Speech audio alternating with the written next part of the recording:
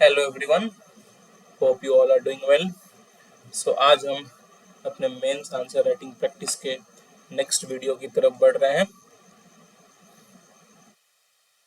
और आज का हमारा क्वेश्चन है discuss the various issues plaguing Indian democracy. Discuss the various issues plaguing Indian democracy को किन इशूज के वजह से प्रॉब्लम हो रही है। What are the issues that are plaguing Indian democracy and suggest inclusive measures, और उसके मेजर्स को सजेस्ट करना है। सो ये आज की हमारी क्वेश्चन है और अभी हम सब देखने वाले हैं कि कैसे हम अप्रोच करने वाले हैं इस क्वेश्चन को, कैसे हम अप्रोच करेंगे इस आंसर को। और मैं आप सबसे यही उम्मीद करूंगा कि आप भी खुद से लिखें, आप ये वीडियो को देखें कैसे अप्रोच करें और आंसर्स को खुद से लिखें। That will help you the most. The more you write, the more it will be helpful to you. So try to write at least a answer, try to write at least one answer daily. It will help you in long run. So let's see कैसे introduce करेंगे आप इस question को। जैसे मैं introduction में बोलता हूँ तो उसके बारे में कुछ लिख दो या डिफिनेशन लिख दो या कुछ फैक्ट्स हैं तो लिख दो। सो सिंपली आप लिख सकते हैं, पर इस क्वेश्चन में जैसे कि मैंने लिखा हुआ है India is world's largest democracy. India जो है वर्ल्ड की लार्जेस्ट डेमोक्रेसी है और आप सब जानते हैं कि काफ़ी सारे पॉजिटिव्स हैं इंडियन डेमोक्रेसी में। अच्छी रिप्रेजेंटेशन है, रेगुलर इलेक्शंस होती हैं, इलेक्शंस होती हैं, रिप्रेजेंटेशन है अच्छी। But there are but there are several areas where democratic values need safeguarding. But काफ़ी एरियाज है जहाँ पे डेमोक्रेटिक वैल्यूज को सेफ गार्ड चाहिए और इंस्टीट्यूशनल प्रोटेक्शन चाहिए, जहाँ पे इन कुछ इंस्टीट्यूशंस के थ्रू उसे प्रोटेक्ट कर सकते हैं। तो ऐसे करके आप इंट्रोड्यूस कर सकते हैं इस क्वेश्चंस को। You can write something else also if you want, but relating introduce with something relating to Indian democracy. कुछ भी ऐसे चीज से इंट्रोड्यूस कीजिए जो इंडियन डेमोक्रेसी से रिलेटेड हो। सो ये तो इंट्रोडक्शन हो गया। अब पहला जो है इस क्वेश्चन का जो पहला चीज है that is to address the various issues. जो वेरियस इशूज हैं उन्हें एड्रेस करना है। तो क्या क्या इशूज हम देखते हैं। So let's discuss the issues plaguing Indian democracy. So the first issue is political polarization. What is polarization? ये जैसे होता है पॉलिटिक्स के चक्कर में लोगों को अलग अलग से डायरेक्शन में ले जाना, अलग करना। ओके हमारे पॉलिटिक्स में आप शुरू से जानते हैं कि वोटिंग काफ़ी बेसिस पे, जैसे आइडियोलॉजी बेसिस पे होती है।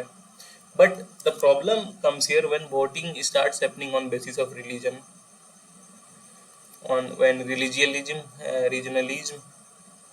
जब रीजनलिज्म दैट इज कि एरियाबाजी जिसे कहते हैं in short, in normal terms, जो रीजन के बेसिस पर होती है कि ये नेता हमारे रीजन से तो हम उसे वोट करेंगे। तो ये चीज़ देखने को मिला है।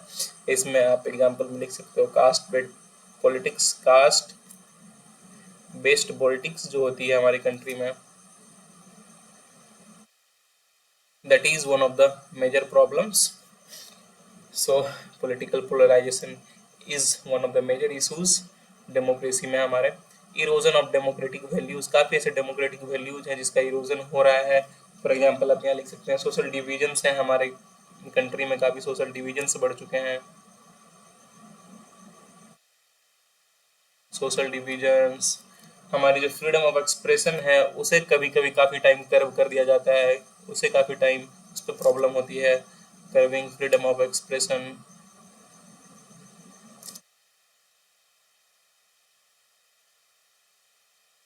सो problems related to freedom of expression is there. और इसका सबसे बड़ा एग्जांपल है राइट्स। आप चाहे दिल्ली राइट्स की बात कर लें, गुजरात राइट्स की बात कर लें, वो जो सोशल डिवीजन है जिसके अंदर कुछ पॉलिटिक्स के एलिमेंट्स ली जाती हैं, लोगों को भड़काया जाता है, तभी ये राइट्स होते हैं। लोगों को उकसाया जाता है एक दूसरे के खिलाफ, डिवाइड एंड रूल जो अंग्रेज करते थे, तभी ये राइट्स होते हैं। तो it is one of the major problem. Weakening of institutions, काफ़ी टाइम पे ऐसा देखा गया है कि जो मेजर इंस्टीट्यूशंस हैं वो वीकन हुए हैं। For example you can give media, काफ़ी टाइम पे वीकन दिखती है, बायस्ड दिखती है हमारी मीडिया काफ़ी टाइम पे। इलेक्शन कमीशन भी काफ़ी टाइम पे वीकन किया गया है, इलेक्शन कमीशन को भी कमज़ोर किया गया है। जुडिशरी काफी टाइम पे कमजोर दिखती है। So these are major problems. और इसका क्लासिक एग्जांपल लिख सकते हैं आप यहाँ पर, use of CBI or you can say use of ED against political opponents।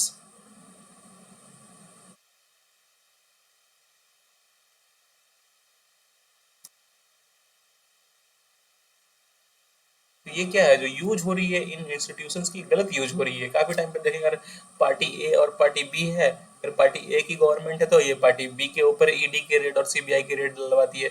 जब पार्टी बी की गवर्नमेंट है तो पार्टी ए के ऊपर ईडी और सीबीआई रेड दिलवाती है। So this is wrong, this is wrong use of the democratic institutions. तो ये एक मेजर प्रॉब्लम है। Moving on, there are communal and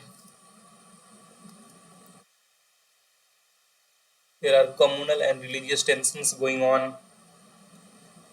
communal tension जो हमारे कम्युनिटी के बेसिस पे या रिलीजन के बेसिस पे काफ़ी टेंशन्स देखने को मिल रहा है। राइट्स जैसे कि मैंने अभी बात किया, ये इसी का एक एग्जाम्पल है। लोगों की बन नहीं रही एक दूसरे के बीच, जो यूनिटी एंड डाइवर्सिटी की बात करते हैं वो यूनिटी दिखती नहीं है। काफ़ी टाइम पे खुद पे लोग लड़ते हैं। तो हमारी डेमोक्रेसी ऐसे नहीं करती। Democracy always values equality. जैसे हम सब बात करते हैं इक्वलिटी पर, कहीं ना कहीं कम्युनिटी के बेसिस पे, रिलीजन के बेसिस पे ये चीज़ें डेमोक्रेसी की इस इक्वलिटी को कहीं पे अंडरमाइन करती है, कहीं पे उस पर प्रॉब्लम शो करती है। So this is one of the major problem. Moving on, ethical challenges काफ़ी हैं। इसमें सबसे बड़ा जो इथिकल चैलेंज है that is corruption.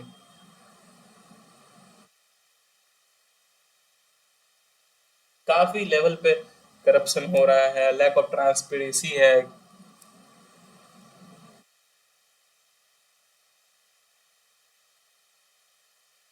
Various institutions में से देखा गया कि लैक ऑफ ट्रांसपेरेंसी है। पब्लिक ट्रस्ट जो है वो इरोड हो रहा है।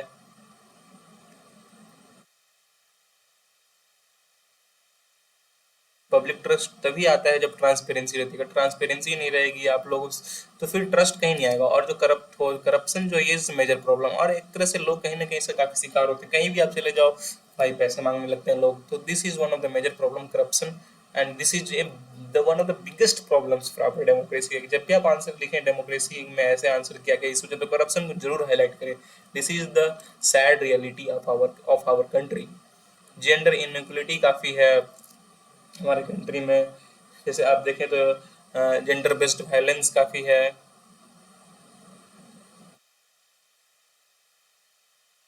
या तो फिर आप पॉलिटिक्स में बात करें तो पॉलिटिक्स में वुमेन्स की काफ़ी कम रिप्रेजेंटेशन है, अनइक्वल रिप्रेजेंटेशन इन पॉलिटिक्स।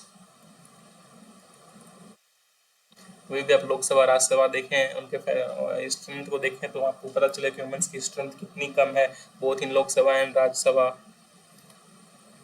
या तो फिर आप अगर लेबर फोर्स की बात करें तो जो वुमेन्स का पार्टिसिपेशन है, वुमेन लेबर फोर्स पार्टिसिपेशन जो है, women's labour force participation, it is just 32.8%, जो कि काफ़ी लोअर है अदर कंट्रीज से, स्पेशली यूरोपियन कंट्रीज में तो it is more than 50%। So it is very low. So gender inequality काफ़ी बड़ा प्रॉब्लम है। जो हमारी कॉन्स्टिट्यूशन है जैसे कि मैंने भी बताया वो इक्वलिटी की बात करती है। तो जहाँ भी इनइक्वलिटी आ रही है तो समझिए वो कॉन्स्टिट्यूशन को हिंडर कर रही है। जैसे यहाँ पे इनइक्वलिटी एंड सोशल एक्सक्लूजन की बात करें, ये भी this is one of the major problem. जो हमारी रिसोर्सेस है उसकी इनइक्वल डिस्ट्रीब्यूशन है।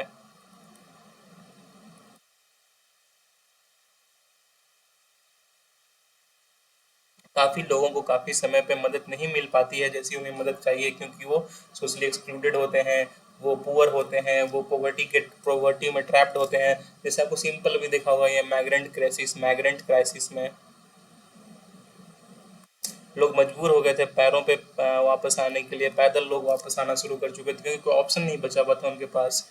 कोविड-19 में जो ये मैग्रेंट क्राइसिस देखा, these are some of the major problems जो कि हमारे कॉन्स्टिट्यूशन को हिंडर कर रही है, या फिर these are the major issues plaguing our Indian constitution. और भी काफ़ी सारे इशूज हैं, आप इसमें कुछ और भी इशूज को डाल सकते हैं। जैसे पावर का जो है कंसंट्रेशन एक जगह बढ़ता जा रहा है।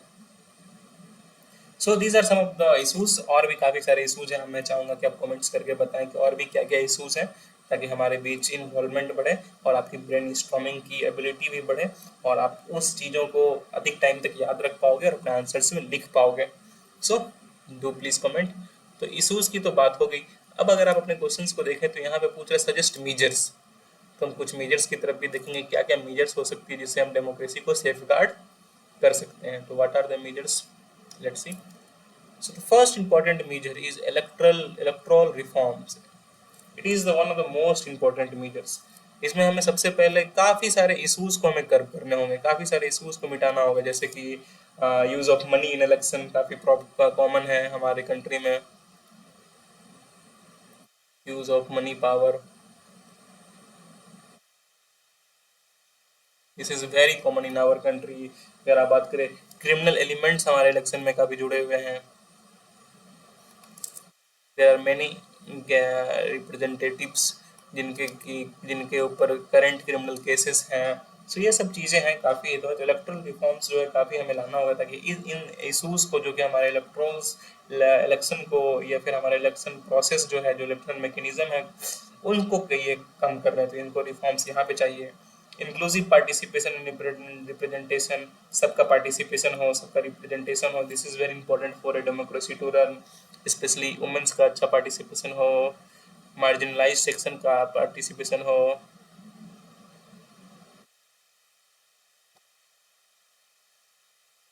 जो वीकेंड माइनॉरिटीज हैं, माइनॉरिटीज का पार्टिसिपेशन हो।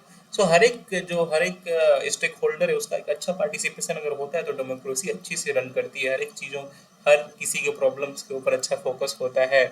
So you should write this thing. हमें लोकल गवर्नेंस को स्ट्रेंथ करना होगा, जैसे कि हमारा पंचायत है, म्यूनसिपैलिटीज है, ताकि हमारा ग्रास रूट्स जो है, ग्रास रूट्स स्ट्रांग हो सकेगा। ग्रास रूट स्ट्रांग होगा तो ऑब्वियसली जो अगर नींव स्ट्रांग होगी तो हमारी बिल्डिंग ऑब्वियसली स्ट्रांग होगी। तो लोकल गवर्नेंस का हमें अच्छा सा काम करना होगा।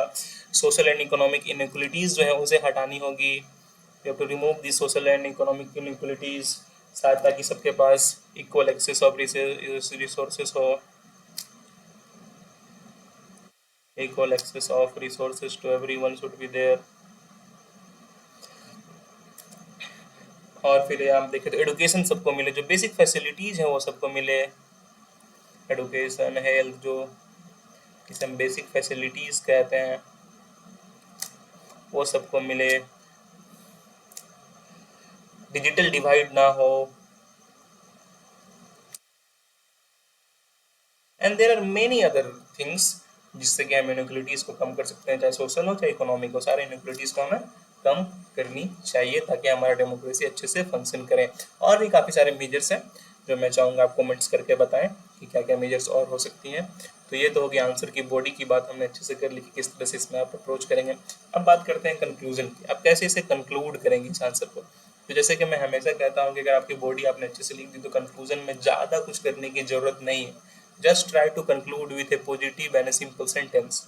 एक पॉजिटिव सेंटेंस अगर आप कंक्लूड कर देते हैं तो डेट इज इनफ। जैसे कि हमने यहाँ पे किया हुआ है कि need of the our is collective efforts from all stakeholders to uphold principles of democracy। हमारे जितने भी स्टेक होल्डर्स हैं, जितने भी हैं, सबका पार्टिसिपेशन हो, सबका कलेक्टिव एफर्ट्स हो, ताकि जो डेमोक्रेसी के प्रिंसिपल्स हैं, इक्वलिटी, फ्रेटर्निटी, जो भी प्रिंसिपल्स हैं, सबको अपहोल्ड किया जा सके। और हम लोग को इंक्लूसिविटी को इन्हेंस करना चाहिए। इन्हेंस इंक्लूसिविटी, और जो एक्सिस्टिंग गैप्स है उसे एड्रेस करें। Address existing gaps etcetera. तो ऐसा करके एक सिंपल सेंटेंस के साथ आप कंक्लूड करो। मैं ये नहीं कहता हूँ कि आप यही सेंटेंस लिखो जो मैंने लिखा, कुछ भी एक सिंपल सेंटेंस जो कि आपके बॉडी से रिलेटेड हो, उससे आप कंक्लूड करो and you will fetch good marks. So that's all for today. Please do like, please do share, please do subscribe. काफ़ी मेहनत लगती है ऐसे वीडियोस को डेली रेगुलर बेसिस पे आप सबके सामने लाना। तो अगर आप लाइक से सब्सक्राइब करेंगे और कमेंट्स करेंगे अपने राइज को, कमेंट्स करेंगे अपने ओपिनियंस को कि क्या और हो सकता है मेजर्स में, क्या हो सकता है और इशूज़ में, तो काफ़ी अच्छा मोटिवेशन मिलता है हमें ताकि हम और भी ऐसे वीडियोज़ आप सबके लिए बनाएं। That's all for today. Have a nice day. Thank you.